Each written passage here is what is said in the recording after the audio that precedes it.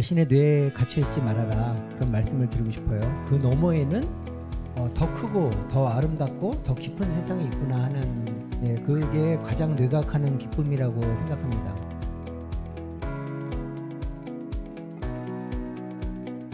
강연을 들으면서 이거를 저의 상황에 접목을 하면 어떨지에 대해서 생각을 또 해봤는데, 대학원에서 협력과 대학원에서 배반은, 제가 생각했을 때는 협력은 남들의 연구를 도와주는 거일 것 같고, 배반은 이제 자기 연구에 집중하는 그런 거일 것 같은데, 그 교수님께서 전략의 종류에 대해서 많이 말씀해 주시는 TFT나 뭐 GTFT나 이런 것들에 대해서 알려주셨는데, 사실 대학원에서 가장 성공하는, 그러니까 정말 실적도 많이 뽑아내고 세계적인 저널에 막 내는 그런 친구들은 전략이 있었는지 잘 모르겠는데 항상 협력하는 그런 친구들이더라고요. 그래서 신기하게도 자기 연구를 하는 건 아닌데 이게 협력을 한다고 해서 반드시 손해가 있는 게 아닌 것 같다라는 생각을 하는 것이, 거기에서 어떤 인투이션을 얻어가는 친구들도 있고, 뭔가 그러면서 자기의 연구를 좀 더 잘하게 되는 그런 친구들을 많이 본 것 같아서, 전 대학원에서 협력급은 무조건 협력하는 애들이 잘하더라, 이 얘기를 하고 싶습니다. 네, 배려하고 협력하는 친구들이 잘한다. 좋은 말씀, 아주 희망적인 말씀 감사합니다. 이우병 대표님의 또 관련된 질문을 하나 드려도 될 것 같아요. 창업하시는 과정에 이 카이스트의 조력자적인 저 역할이 굉장히 도움이 많이 되셨죠? 어떤 도움을 많이 받으셨는지. 카이스트는 정말로 교육도 많이 진짜 많았고, 그래도 다른 산업체들과 이제 이런 프로젝트도 많이, 저희 실험실 많이 했었었거든요. 군대에 다녀와서 학교 복학을 한 상태에서 창업을 하다 보니까 또 정말로 똑똑한 후배들이 많았어가지고요. 네, 그 후배들이랑 또 진짜 협력을 하는 후배들이 많아서 정말로 좋았다 생각합니다. 네, 협력 도움 많이 받으셨으니까 또 앞으로 또 많이 기여하시고 후배들 양성에도 도움을 많이 주는 아주 멋진 창업가로서 남아주실 거라고 믿습니다. 이제 현장 질문을 좀 받아볼까요? 타이밍이 아닐 때 때를 기다리라는 얘기도 나오던데, 사실 그 뇌과학으로서 그게 가능할지 그런 생각이 들었습니다. 그 뇌가 사실은 절대적인 시간을 인식하기는 쉽지 않거든요. 그 때라는 게 뭐냐면 결국에 기회거든요. 어떤 기회를 포착하는 거거든요. 그래서 사람들은 현재의 기회가 없다고 해서 절망하기도 하고, 그리고 과거의 기회에 내가 보상을 얻었던 거에 집착하기도 하는데, 사실은 그게 뇌가 늘 하는 일이에요. 그래서 말씀하신 대로 뇌는 나만의 그런 때를 찾기가 굉장히 어려워요. 왜냐하면은 이렇게 우리 경험이라든지 이런 거에 집착하게 되니까. 그러다 보면은 우리가 풍성한 삶을 살기 어렵고요. 그러니까 그 때를 기다리라는 거는 제가 뇌의 한계를 좀 극복해보자, 그런 차원에서 얘기를 드린 거고요. 그래서 내가 이 때인 줄 알았는데 그게 때가 아니었어. 실패했어. 또 실패하고 또 실패해도 절망하지 말고 계속 그 때를 기다리는 게 굉장히 중요하다고 생각합니다. 그래서 앞으로는 4차 산업혁명 시대에 시대가 굉장히 빨리 변합니다. 그렇기 때문에 우리가 뭐를 해야지 내가 성공할지를 걱정할 필요가 없어요. 내가 잘하는 거를 하고 남이 안 하고 나만이 할 수 있는 일을 하고 기다리다 보면은 그때가 찾아옵니다. 제가 평소에 뇌 쪽에 이제 좀 궁금한 게 있었는데요. 저희가 뇌 쪽에 어떤 착각이라고 그러나 착오라고 그럴까, 뭔가 똑같은 사물인데 뭔가 다르게 판단하는 거예요. 예를 들어서 이제 습관적으로 어떤 행동을 막 반복하면 시간이 엄청 빨리 간다고 그래요. 근데 새로운 지역을 여행을 하든지 뭐 새로운 걸 경험하게 되면은 시간이 알차게 천천히 간대요. 쉽게 말하면 이런 것처럼 뭐 뇌가 사실은 시간은 똑같은 거잖아요. 근데 착각을 일으키는 이런 게 어떤 뇌과학적으로 어떤 식으로 설명을 해야 되나요? 기본적으로 굉장히 중요한 질문이시고요. 그 뇌가 인식하는 세상은 아까 말씀해 주신 것처럼 굉장히 주관적입니다. 근데 그 주관성이라는 게 뭐냐면은 나를 기준으로 해서 그 생존과 적응의 문제, 그런 걸로 특화되어 있어요. 그렇기 때문에 이게 굉장히 작은 에너지를 가지고 내 생존을 보존하기 위해서는 되게 좋은 기능입니다. 근데 이게 실제 물리적인 세상을 다 담을 수 있는 건 아니에요. 그래서 늘 그 갭이 있습니다. 그래서 그거를 갭을 우리가 발견하게 될 때, 내가 착각했구나. 그런 걸 이제 심리학적인 용어로는 인지 부조화라고 합니다. 실제 팩트와 내가 다른 거를 찾아냈을 때. 그래서 그런 인지 부조화나 착각을 깨달을 때 하나는 뭐냐면 팩트에 맞게 내 생각을 바꾸는 거예요. 그거 굉장히 중요합니다. 여러분들 당연하게 생각하지만 뇌는요 굉장히 고집이 세요. 그래서 내 생각에 맞는 팩트를 잘못 봤다고 생각을 하고 다른 팩트를 또 찾아요. 이런 그 생각에 맞도록 팩트를 바꾸려는 그런 힘이 사실 인류 문명의 발전에 도움도 됐지만 우리 일상생활에서는 일단 팩트에 맞게 내 생각을 바꾸려는 노력이 굉장히 중요합니다. 우리 패널분들 중에 서로 간 질문을 하셔도 되고 이렇게 메시지를 남기셔도 좋을 것 같은데요. 저는 요즘 좀 사회적 이슈도 될 것 같고 개인적 이슈가 될 것 같기도 한데 코비드19 시대가 오면서 이 마음이 아픈 분들이 주변에 좀 있는 것 같아요.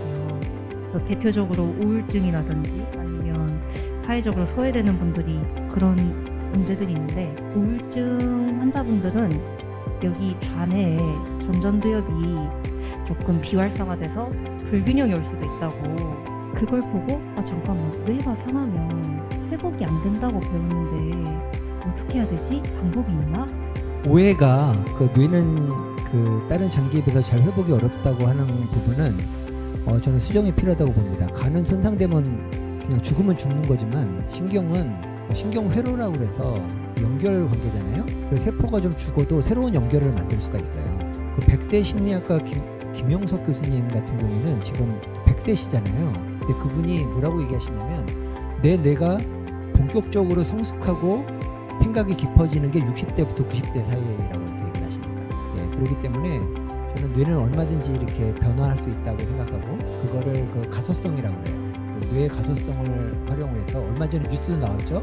어렸을 때 뇌 수술을 받아서 뇌 절반을 잘라낸 어린아이들이 커가면서 완전히 인지 능력이라든지 그런 것들이 다 사라질 줄 알았는데 안 그러고 다 대화도 하고 상대방도 공감하는 그런 게 논문을 보고된 바도 있습니다. 네, 그리고 우울증 관련돼서는 아까 말씀드렸는데 저도 약간 우울증 연구를 했어요. 그러니까 쥐를 우울증을 어떻게 주냐면은 그 힘센 쥐한테 예를 들면 직장 상사한테 야단맞게 만드는 거예요, 쥐를. 그리고 그 유리 칸막이를 두고 그 직장 상사를 하루에 10시간씩 보게 하는 거예요. 그래서 이걸 10번을 반복하면 쥐가 우울증에 빠져요. 우울증에 빠지는데 이 쥐들의 좌뇌 우뇌를 보니까 말씀하신 대로 좌측 뇌의 활성이 줄어들어서 불균형이 생겼어요. 제가 빛으로 자극하는 그런 광유전학이라는 방법이 있거든요. 그래서 왼쪽 줄어드는 활성을 자극을 해줘 봤어요. 그랬더니 이 쥐가 다시 회복이 되는 거예요. 그래서 왼쪽 활성이 줄어드는 이유는 스트레스를 받으면 뇌세포가 많이 죽고 해서 줄어드는데 그 대신에 남아있는 세포가 조금 더 활성화가 되면 우울증을 치료할 수 있다. 그런 희망을 보여주는 거고 그게 요즘은 디지털 헬스케어라고 해서요. 그 외부적인 비침습적으로 외부에서 이렇게 자극을 해서 회복시키는 방법도 있습니다. 그리고 또 우울증 약도 있고 그러니까 제가 볼 때는 우울증 치료를 위해서 희망을 가지고 여러 가지 적극적인 그런 도움을 받으시라 이렇게 말씀을 드리고 싶습니다. 그 MZ세대, 기성세대 세대 차이에 대해 어떻게 생각하십니까? 라는 질문이 있었는데 이 질문 어떨까요? 세대 차이 분명히 있습니다. 그리고 MZ세대는 기존의 다른 세대에 비해서 굉장히 독특한 게 많아서 여러 기업에서도 연구를 하고 있는 걸로 알고 있어요. 근데 가장 큰 특징이 뭐냐면 MZ세대의 특징은 굉장히 정보량이 많다는 거예요. 그러니까 기성세대는 자기의 철학을 가지고 이걸 해야 된다는 거면 그냥 하거든요. 근데 MZ세대는 그걸 하기 전에 굉장히 많은 데이터들, 인터넷이나 여러 가지 정보들을 얻고 실행을 합니다. 그러니까 굉장히 신중한 거죠.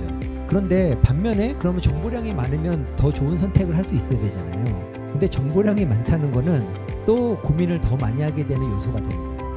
옛날에는 그냥 내가 이 일을 열심히 천직으로 알고 하면 되지 그랬는데 정보를 많이 해서 나한테 맞는 일이 뭘까 고민하다 보면 두 가지 문제가 있는데 첫 번째는 너무 정보량이 많으니까 하나의 답을 얻기 어려운 거고요. 두 번째는 그 정보를 나만 알면은 내가 굉장히 이득이 되는데 그게 굉장히 다 공개된 정보란 말이에요. 내가 고민했는데 옆에 있는 애 더 많이 알아. 이렇게 되면은 상대적인 그런 정보의 빈곤감이 있고 그런 그 고민이 있어요. 그래서 저는 MZ세대 여러분들에게 말씀드리고 싶은 거는 여러 가지 정보를 취합할 수 있는 거는 합리적인 결정할 수 있는 가능성이 높고 그래서 저는 그걸 배우고 싶어요. 그런데 반면에 차별화된 전략에 대해서도 생각을 해야 된다. 지금 있는 정보에 갇혀서 내가 너무 두려워하거나 머뭇거리거나 아니면 고민할 필요가 없이 그렇구나 그러면 내가 나만의 새로운 정보를 추구를 해야 되겠구나. 그렇게 조금만 더 노력을 한다 그러면 이제 양날개를 다는 거죠. 많은 정보와 나 스스로 의사결정하는 능력 그런 걸 갖춘다 그러면은 제가 볼 때는 굉장히 그 훌륭한 세대가 되지 않을까 그렇게 생각을 합니다. 플라즈마 대표님 실험 데이터, 해외 데이터 기반에서 여러 가지 많이 분석하고 사업하고 확장하셨잖아요. 그 데이터 기반으로 고민하시는 과정에 뭐 여러 가지 고민을 많이 하셨을 텐데 어떤 전략을 갖고 고민을 하셨습니까? 정말로 많은 생각이 있는 것 같아요. 안 해본 것들을 이제 그 스타트업은 안 해본 거를 하는 거고, 이제 하려고 하면 수많은 선택지 가운데 한 개를 선택하는 게 핵심이라고 생각을 하고요. 팀원들도 똑똑한 많은 팀원들이 있을 때 이제 어떻게 한 개를 결정하는 과정도 상당히 어려운 게 있는 것 같은데, 하나를 결정하면 온라인 맞추고 이제 그 빅터 합처럼 이제 각도를 최소한으로 해서 같이 가자라는 그게 좀 제일 중요한 부분인 것 같아요. 의사결정을 하는 과정들이 결코 혼자 하면 안 되는 부분이고, 이제 여러 이야기를 쭉 듣고 오래 할 고민 문제와 빠르게 해야 될 고민을 이제 치열하게 짧게 고민하고 결정을 하고 무조건 간다. 이게 제일 중요한 것 같습니다. 제 생각에. 네, 맞습니다. 이렇게 협력해야 될 파트너가 굉장히 많은 업종을 하고 계시고 내부에 또 제도, 규제, 정부기관 뭐 할 게 너무 많은데 협력하는 과정에 빠른 대처, 시프트를 빠르게 하신 거죠? 각자 어떻게 오늘 느끼셨는지. 네, 아까 전에도 말씀드렸던 것처럼 저가 요렇게 이제 대중들과 함께하는 자리가 처음인데, 이제 와서 정말 잘했다라는 생각이 드는 것이 되게 생각보다 재밌고, 연구만 평소에 하다가 이제 이렇게 오게 된 거라서 되게 재밌었고, 교수님도 사실 다 1대1로 뵙기가 되게 힘든 분이신데 이제 이렇게 만나 뵙게 돼서 너무 즐거웠습니다. 역시 과학은 인간의 삶을 풍요롭고 이롭게 하는데 모두 한 마음을 가지고 있구나. 그걸 또 한 번 더 느낄 수 있는 약간 형제의 느낌? 이렇게 그런 가족의 느낌을 한 번 더 이렇게 공감할 수 있었습니다. 저는 그 자신의 뇌에 갇혀있지 말아라, 그런 말씀을 드리고 싶어요. 제가 뭐 대중 강연도 대중 강연이지만 뇌과학을 하면서 가장 보람 있었던 일은, 내가 이렇게 지금 생각하고 고민하고 이런 게 내 머릿속에서 이렇게 갇혀 있었구나. 그 너머에는 더 크고 더 아름답고 더 깊은 세상이 있구나 하는 그런 깨달음이랄까, 어떻게 보면 당연한 건데, 그게 가장 뇌과학하는 기쁨이라고 생각합니다. 가만히 여러분 스스로를 관찰을 하시고, 그리고 내가 만들어낸 세상 너머에 있는 그 진실의 세계, 그거에 대해서 기대하는 마음을 가진다고 하면은 굉장히 우리 생활이 더 풍요로워지지 않을까 생각이 듭니다.